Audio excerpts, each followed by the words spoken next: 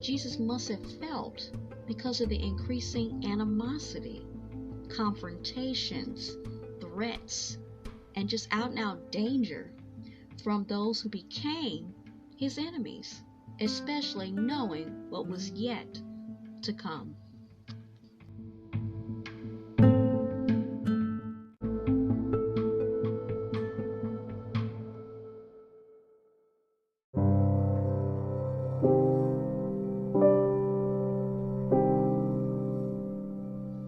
The sacrifice of suffering, torture, and death. Now, the final level of Jesus' great sacrifice came at the end of his human life, with his traumatic suffering and death. This was necessary to maintain divine justice while also showing unfathomably mercy. It demonstrated both the gravity of sin and the awesome love of the Father and Christ. Now, the Bible reveals that the penalty for sin is death, found in Romans 6:23. But that is the ultimate penalty.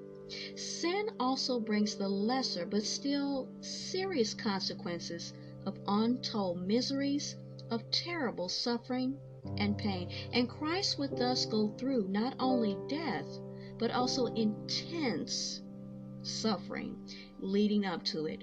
For only this great sacrifice of the Creator could atone for all sin for all time.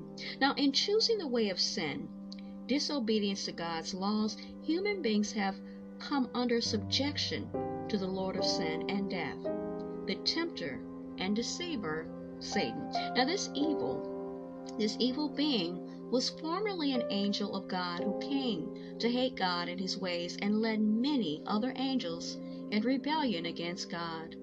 These now known as evil spirits or demons, when the divine word became a physically vulnerable human being, Satan viewed that as his golden opportunity to inflict terrible torment on him and try to overthrow God's plan to save mankind.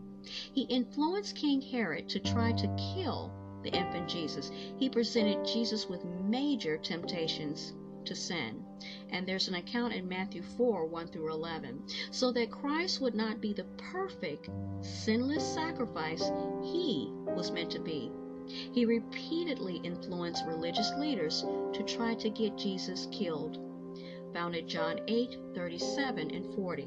Now, Satan poisoned the minds of the hostile religious leaders and eventually led one of Jesus' disciples, Judas Iscariot, to betray him.